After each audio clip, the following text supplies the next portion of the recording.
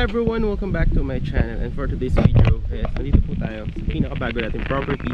Ito po is farmlet po siya for pre-selling, and dito po yung located at Amadeo, Cavite, and very near. Ito lang po siya along Barangay Road, and from the east-west road, kung sa-search po sa Google, is around 500 meters lang po siya. So I will show you a video po nung aking motorcycle from the highway. So going to this property at the end of the video. So and then if you are from Manila, no, and you are planning to get a lot here, very accessible po siya via the Calax na exit po sa Aguinaldo Highway, and very near dito sa East-West Road natin. And from this property going to Tagaytay is around 10 to 15 minutes, andun na po tayo. So actually cold weather po dito. Right now it's 12 noon, no? And very accessible siya. So this is the property, yeah. So this will be developed and be a concrete road with drainage, with lines for electricity and water, no? And there's actually available lots na mga 1,000 square meters, 700, 500, and meron po siyang included na free house, no? Free house around 17 square meter, and then included din yung perimeter fence if yung makuha mong property is dun sa may perimeter, no? And yeah, there will be also lines for water and electricity if I'm going over. And then pwede nyo po siya lagyan ng mga pangarap yung rest house, or you want na mga tanim-tanim, basta bawal lang po is poultry. So yeah, ito yung property, guys. Actually under development siya right now. So yeah, ito yung mga equipment. Kaka-open niya lang last November, no? Last November. And siguro para mas ma-appreciate nyo muna yung ating property na ito, is paliparan muna natin siya ng drone shot para makita nyo ano ba yung nasa likod na itong property. So yeah, here's the drone shot that you will see here on 3, 2, 1. Please watch our drone shot.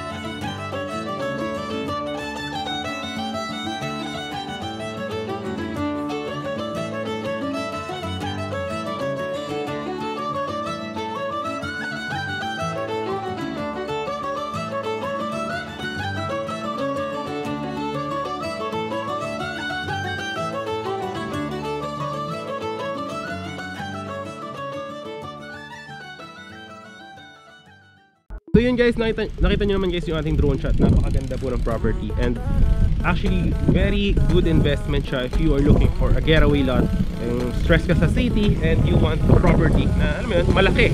And actually malapit lang din naman siya sa mga establishments, mga mall, wet market, schools, and ano po yung hospitals. So this is actually accessible kasi yan na rin mismo yung Barangay Road. And yeah, marami rin mga katabi dito ng mga houses, yan, mga private farms, no? And may mga resorts din.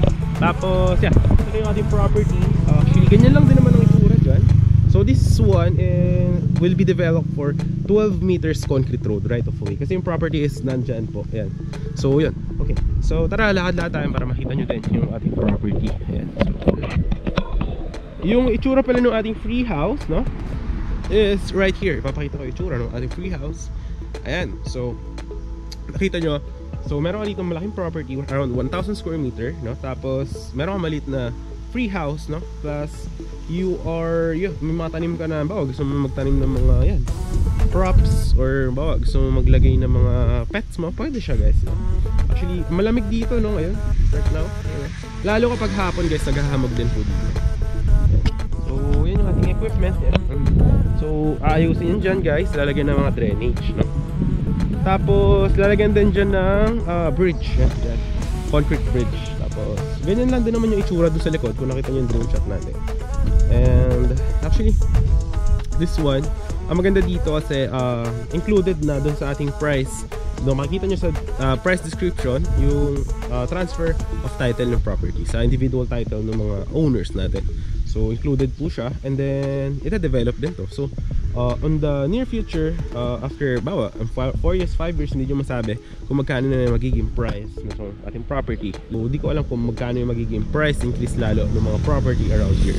So yeah, actually ito na siya guys, yung ating weather vibes here, no? Tapos yung video, I will show at the end of the video yung ating itsura nung from the highway, East West Road going to this property, no? Pero malapit ito sa Tagaytay guys. And ang weather dito maganda kasi hindi rin dito bumabaha, kasi mataas po ang location nitong Amadeo Cavite. If you search on Google, mataas po ang above sea level nito. Actually maganda dito, makikita nyo yung lupa sa Amadeo, mataba, no? So wow, gusto mong maglagay ng mga ano mo, for retirement ng mga tanim-tanim mo, mag-relax, no? Pwede, no? And maganda dito guys, marami rin bilihan ng mga halaman malapit dito sa property na to. Yung mga may private na mga garden shop, mga plant shops. Yeah. So yeah, doon lang yung mga property available. Yan, may mga, actually ano na lang to, last around 7 lots, no? May mga 1,000 square meter, 700, 500. Yung 500 sold out na. So yun, around 700 yung mga remaining cuts natin and 1,000 square meter. But yeah, dyan na yung property mismo. I-develop pa naman kasi to, so pre-selling pa kasi. Siguro para makita nyo kung ano ba yung sample finish ng mga project natin. So I will show you yung mga project natin na finish constructed na sa drone shot na to. In 3, 2, 1, here is the drone shot of our finished projects po.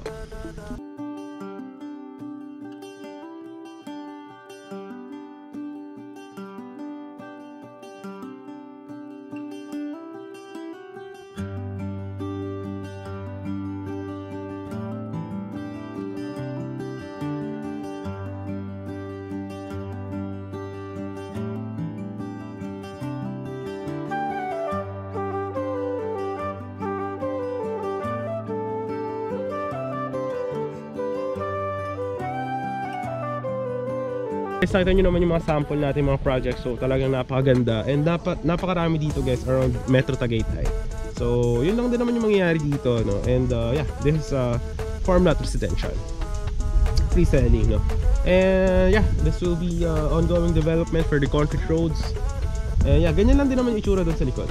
So yun lang guys, hope na nagustuhan nyo yung ating video for today. If you do like the video, kindly hit the thumbs up. And syempre, huwag mo kalimut subscribe yung ating channel. And hit mo na rin yung notification bell para updated ka sa mga next upcoming videos natin. So yun, yung kagandahan nito is farm lot with free house po siya. Farm lot property na napakalapit po sa Tagaytay. Ito po yung ating highway. Ayan. This is East-West Road po. Ayan, nandyan po yan sa kaliwa and kanan. And from the East-West Road is around 3 minutes lang po going to the property. And if you are going to Tagaytay, diretsuhin nyo na po yung kalsada na yan. It's around 10 to 15 minutes po going to Tagaytay. And right now it's around 5 PM exactly. So ano po siya, ito po yung weather vibes natin. Ito pag diniretso nyo naman to, this is going to, pwede kayo pumunta ng Cavitex, no? So going to Manila kung kayo nakatira sa Manila. Pero kung gusto nyo mas mabilis, is very accessible ito dito.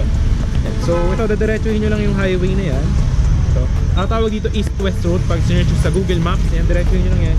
That is going to Calax, yung silang interchange guys. So ano to, so isakabit ko yung camera natin to the helmet. Yan, magmumotor tayo. Yan dito. So kakabit natin itong camera para makita nyo kung gaano siyang ka-accessible from this highway. Na actually, ano siya, very, what do you call this? Kumbaga tinatawag nila is prime lot, no? So malaki yung potential. So yeah, we'll be going to the property. Kabit natin yung camera, going there. Then from there, I will also show you drone shots and everything. So napakaganda nito guys. Kaya yung Tagaytay, diretso yun yung kalsada nito. And marami dito, ano, mga kainan, yan, mga sikat na mga falls and more, yan. So tara, let's go. Puntahan natin yung ating property na napakalaki guys. May mga 1,000 square meter, 700 square meter, and so on and so forth. So let's go. So ngayon, magmumotor na tayo papunta sa property. So nilikulan muna tayo dito. So going to the property, yan, dadaan tayo sa East-West Road. Yan, kakanan tayo. Pag dinaretso nyo yan, 10 minutes to Tagaytay, 10 to 15 minutes dito pa Manila. Tara, let's go guys.